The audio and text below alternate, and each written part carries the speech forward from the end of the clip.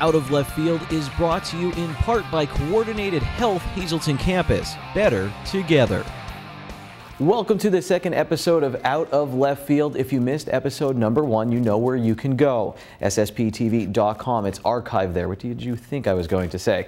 All right, let's kick off this show talking about the Hazleton Integration Project. When Joe Maddon was managing in Tampa Bay, he had a lot of lifelong Yankees and Red Sox fans living in the area cheering for the Rays. Now, when he first got to Tampa Bay, the Rays were kind of a punchline in Major League Baseball. That's no longer the case.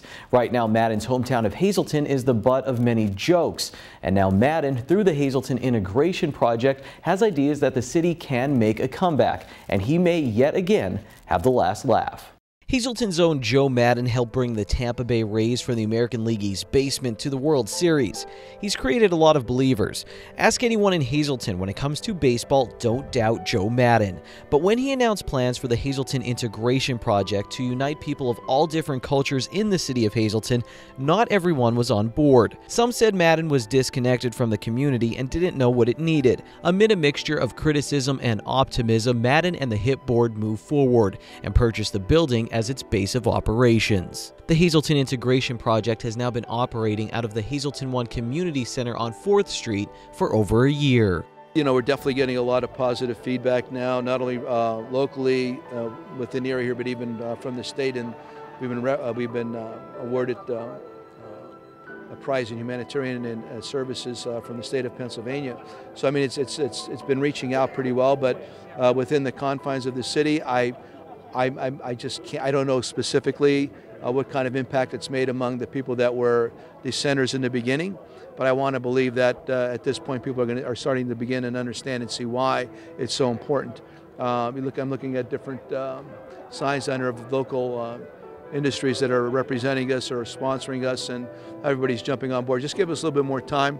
We need the folks that have been living here for the last 30, 40, 50 years also to understand what's going on and become part of this, because listen, when you all tug at the same end of the rope, you can do some spectacular things. We're getting closer to that point, and if there's any group to reach right now, it'd be that group that still doesn't believe. And if you still don't believe, come on out to the center itself and see the kids and see what's going on and see the programs that are there, because if you do, I promise you, you're going to change your mind, because it's all about the kids, man.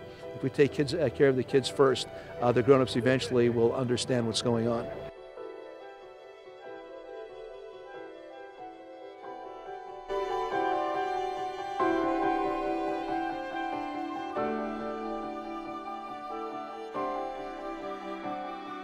There's always something going on at the Hazleton 1 Community Center. In the morning, there's the Time to Learn children's program and a GED and English as a second language program for adults. There's an after-school program from 3:30 to 4:30 p.m. and it has over 100 kids. At night, there's more ESL courses and open gym sessions where people can play basketball. There's also other courses and classes offered at the community center. Chris Lee Mena signed up for the boxing program as soon as it started.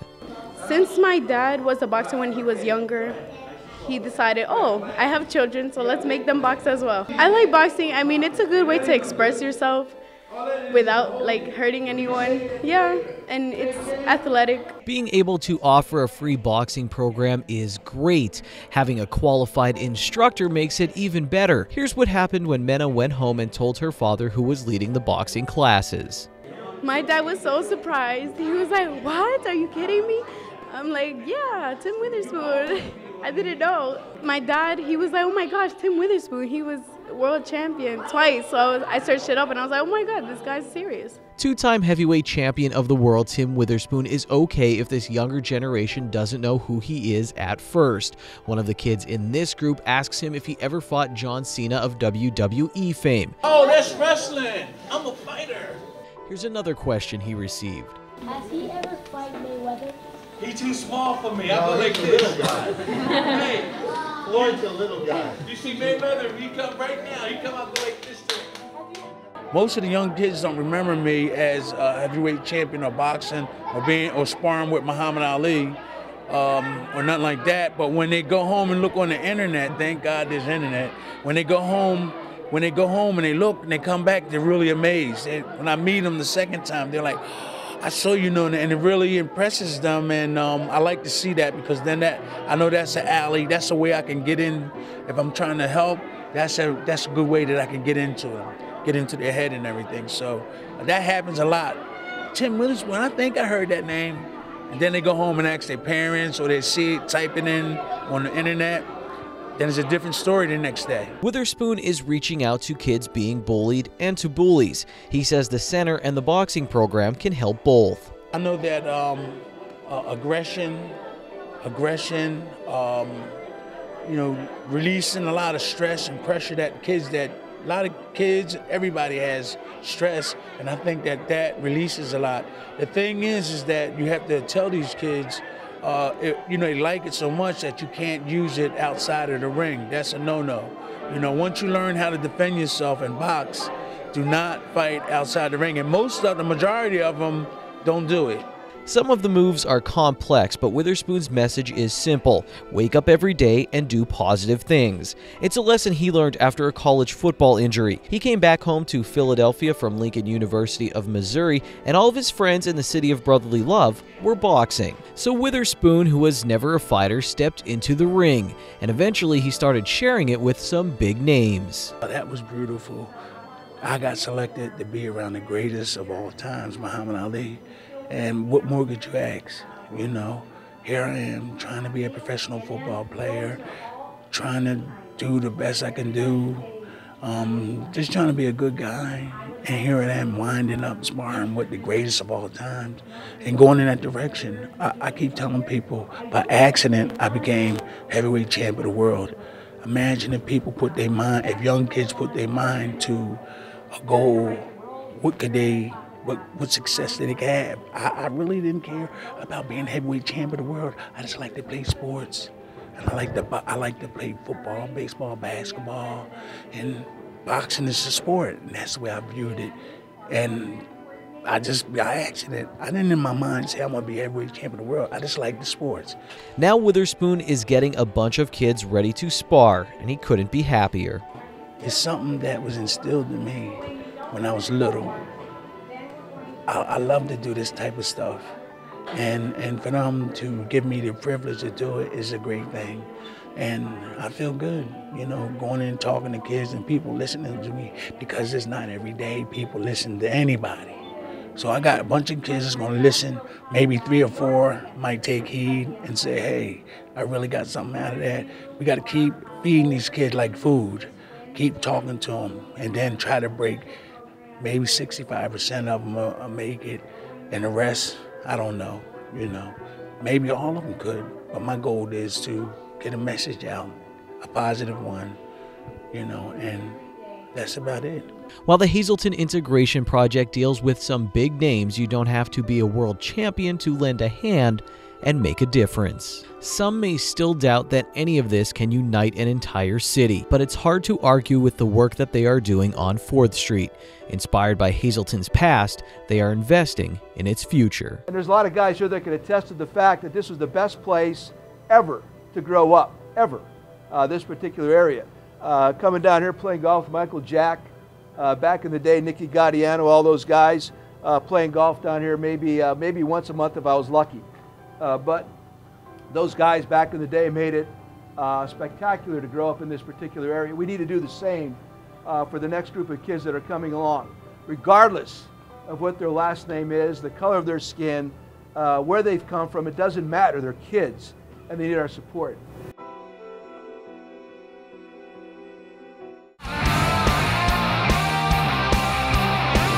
Out of Left Field is brought to you in part by Coordinated Health Hazleton Campus. Better together.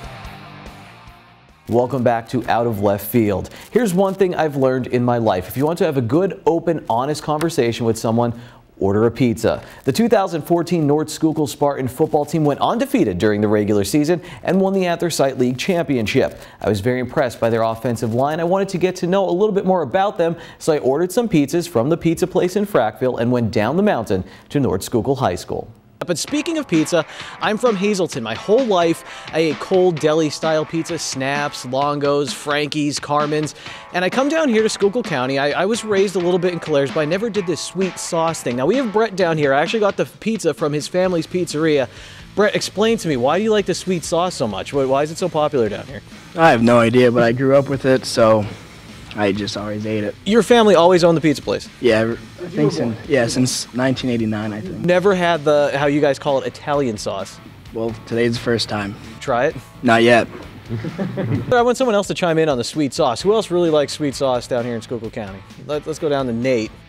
Nate, what makes it so different? And can you get it other places? Like if you come up to Hazleton, do you find it anywhere else? I think what it comes down to is like the cultural diversity. I think up in Hazleton there was a lot of Italians up there, so they were used to the Italian sauce. I think around here it's a lot of Eastern European, so they just put their own like kind of hook on pizza. You know what I mean? So this is an Eastern European thing, really. It's a cultural thing. I think that's a big thing. We're getting to the bottom of this here. Very talented group here, and I asked their head coach Wally Hall about the offensive line. They're great on and off the field. You know, off the field, they're very personable, and you'll understand that when you talk to them. They're a great group. They're great kids. You know, just to sit down and talk to. Often they do come in the office, and we just sit down and just talk, just have a normal conversation. So we have a really great relationship with them. You know, on the field, it's time to work. You know, they get to work. They're great kids to coach. They understand what we're doing. They want to learn. They ask questions. You know, and then it comes to the game, they always step it up that extra notch. They know when it's game time and they play really hard. But an exceptional group, but more importantly, an exceptional unit. So that's what Coach Hall thinks of the guys, and they didn't get to hear the sound bite yet. So let's see what the guys think of Coach Hall. And CJ, tell us, you started working with Coach Hall last year when he came into the program. What's he like on the field first? He's a very nice guy. Teaches a lot of different schemes.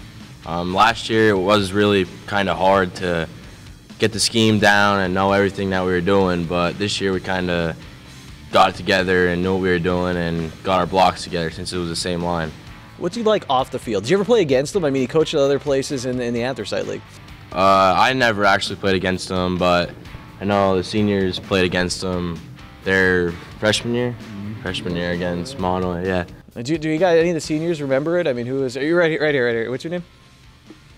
Jordan? And Jordan, you could swallow in that and take it easy. We're in no rush here. But when you get a chance, I mean, do you remember the game against Monoy and Coach Hall? And do you ever think there'd be a day where he was your head coach? Yeah, I remember the game. We won, what was it, last minute touchdown and then 2-point conversion to win it by 1 point, I think it was. Yeah. And you know, we were undefeated that season. Mono area wasn't having the greatest of seasons, and he just had their guys come in and, you know, shake off. You just come in hard and play hard, and that's what he's all about, playing hard. When I look at you guys, make it look easy. There has to be a lot of work that goes into it. What is a practice like for you guys on the offensive line, and how hard did you guys work to get to this point? We work really hard, and we go as much as we can against each other. We try and challenge each other as much as we could, no matter if we're starting fights, you know, joking around or getting into it a little bit. But as long as we go hard, we go against each other. We try our best. We don't really hold back.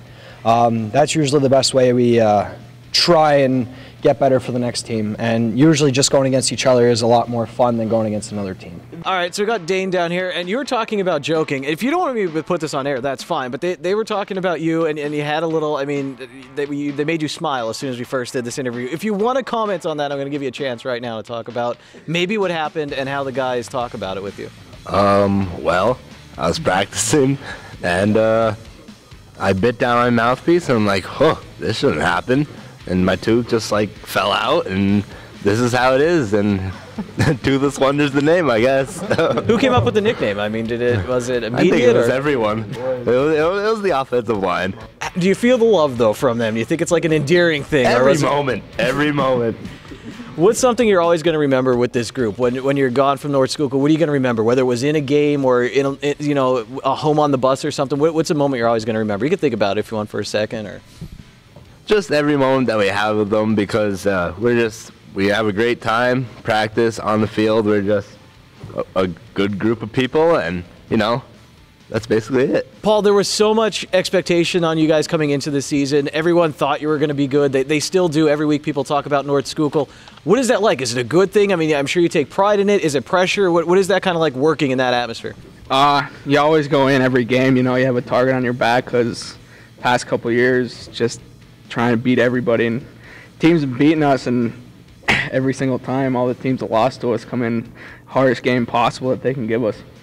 What was the toughest game so far for you guys this year? I remember I was at Lehigh and you guys had a big lead. I came back. I saw they came back a little bit. What was the toughest game this year for you guys, and how did that adversity maybe help you guys? It's definitely Lehigh, and Lehigh, a very good football team, very tough up front. We came over a lot of adversity. A couple kids got hurt throughout the game, and we just came back and squeezed it out at the end. All right, and Nate, I'm going to come to you now, and what we're going to do is I'm going to show a play to our viewers. I have to stop here now with our interview so I could show it to you guys. All right, you guys briefly saw the play. Nate, we'll start with you. I think I saw you roll into the end zone first. Do you remember the play at all? And just tell us about the push you have to get to do something like that. It was a goal line play. We usually use like, a quick dive or something like that, inside run. It's just blowing people off the ball. That's our job as linemen, playing tough up front. That's how we control the line. Do you enjoy being in a goal line situation like that? How different is the goal line compared to anywhere else on the field for someone who maybe never played O-line? Is it more fun down? What's it like down there? Well, the thing is, they pack up the line on goal line stands. Like every team, college, high school, they'll pack up the line to stop the run. And as long as you have a dominant offensive line, you're going to be able to control the line of scrimmage and score a touchdown. And I think that's where we, as a team, just work together and better ourselves in those types of situations.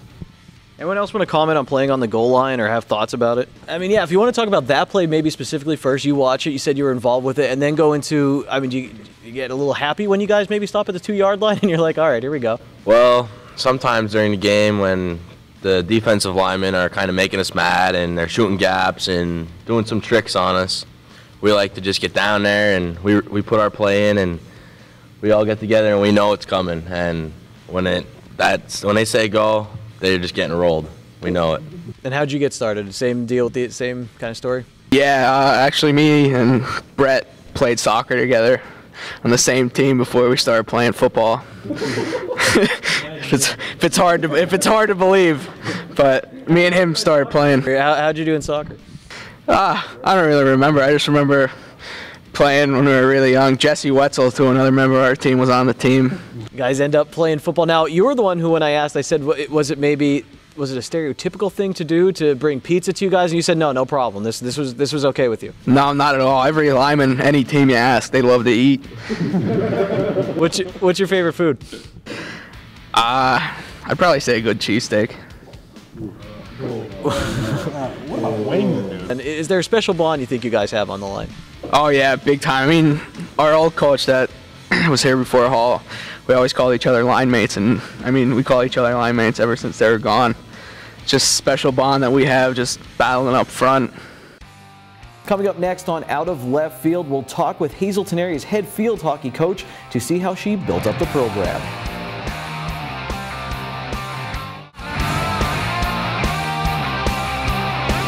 Out of Left Field is brought to you in part by Coordinated Health Hazleton Campus. Better together. Hello again, this is Out of Left Field. How do you build a successful sports program? Where do you start? Where do you find the athletes? I don't know, but do you know who does? Mary Kelly, the head coach for the Hazleton area field hockey team. Her team competes in one of the most talented conferences in the country, and her staff have turned the Lady Cougars into title contenders. How do you have success in a conference filled with Division I level college talent? How do you build a program when you face state championship contenders year in and year out? Hazleton area head field hockey coach Mary Kelly started her work 14 years ago. Hazleton area field hockey practice is set to start at 4 p.m., but the team is already working hard long before that across the street at the school's track and field complex. On the walk over to their field, head coach Mary Kelly explains that field hockey is a running sport.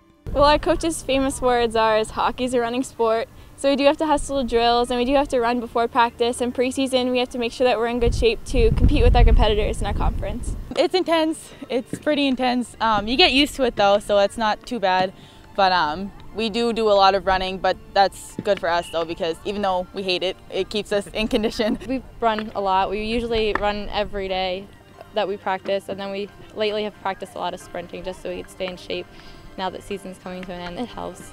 The amount of playing time you get, you really have to stay in shape, especially like the more demanding teams and the faster the game, the more tired you're going to be. So if you're in shape, it really helps. You don't want to be the one on the sideline because you're tired. It's a big field. I mean, we're a 100-yard field, and we're in a conference where they produce state champions, so the level of competition is really high.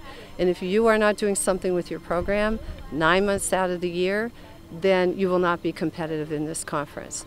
And of course, the more that you run, the smaller the field becomes, because you get in better shape to handle that. It's not a secret. In fact, it's pretty obvious that field hockey is a running sport, but the hard part is getting a group of teenagers to buy in. I think it's a credit to this particular group of young athletes that the sport is demanding, and we practice or play 6 days a week, and oftentimes we have to do that on a weekend. Just for availability of facilities or our schedule. We practice at the stadium in the evening after football. That is real dedication. You know, they're willing to give up their time and they're willing to work hard. And I give the credit for any success to the players, because they're the ones going out there and making that type of sacrifice. So why did this group buy in? Part of the answer is tied to one of the major reasons the field hockey program started to grow at Hazleton area. I mean, the program was really, our numbers weren't there when I first took over, so we decided that we really had to go back and get the youth involved. And so that's when we came up with the idea of this clinic that we run for elementary age girls. So it's 4th, 5th, and 6th graders. And I guess we've run it like 11 years now. Yeah, and it really is a feeder into our junior high program, which of course then becomes a feeder for our high school.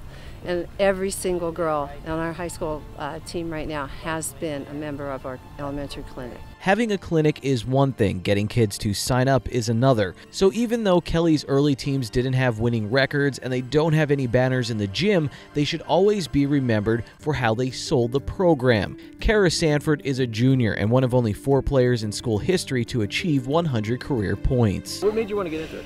These girls came around to the schools and announced field hockey clinics and things, and I was kind of interested in it, so I decided to try it out, and I fell in love with the sport ever since then. Selena Garzio will play Division I field hockey at the University of Pennsylvania next fall. Her sister Kayla had a very successful career at Hazleton area and had to hard sell her little sister. We were walking off this field and saying, I'm never going to do field hockey. And my sister was like, oh no, here, I'll just give you a stick. So we practiced a little bit in the backyard, and I started to fall in love with it and fall in love with how you have to have a stick in your hand instead of playing with soccer, because I played soccer before, and just playing with your feet, and it's a lot more a thinking process. And I just fell in love with it ever since then. It's become a lifestyle for me. Selling the program is now one of the responsibilities for the 5 senior captains. You guys still go around and say, hey, click it. Yeah, definitely. We just did that over there, actually. There was a ton of people that were shy and not coming next year, but once we talked to them, they were like, okay, well, I'm definitely gonna try it. So they just randomly over at the track, or? Yeah. Okay. There would only be 4 senior captains this year if it weren't for the Lady Cougars' selling strategy. Madison Reed actually got me into it. We were just kind of playing for fun at her house, and I was like, wow, I kind of want to try this. And I started out in the summer at the conditionings, and I had no clue what I was doing. And then they all helped me out, and I kind of got the hang of it from there. The program has become like a family. In fact, Kelly's brother and daughter are on her coaching staff. 2 of her former players are now coaching the junior high team, and the family just seems to keep growing. When I first came into the program, the high school had only maybe about 25, if that, girls. They didn't even have a JV team at that time. And then by the time we came up, there was about 40 girls on my freshman team year. In 2014, the team finished with a 9-3 league record. They beat Wyoming Valley West for the first time in school history during the regular season. In the district playoffs, they lost to the Spartans in overtime. Even without a championship, this group of Lady Cougars will go down as one of the most talented field hockey teams in school history. Yes, we did see it coming. You asked if I remembered this group, the group of seniors in our clinic, and the answer to that is yes, I did. You just can recognize young athletes after you've done this for a long time, and just we couldn't wait as coaches for this group to come through. There's the seniors mixed with our juniors and our sophomores, and now we have a great group of freshmen that came into the program. And we just feel that they're all hardworking, they have a positive attitude, they came out in the spring and in the summer, they never complain, no matter how much running. And when you have that kind of dedication from your players, that sets you up, that's a formula for success. Thanks for joining us out in left field. We will see you next time. Until then, take it easy.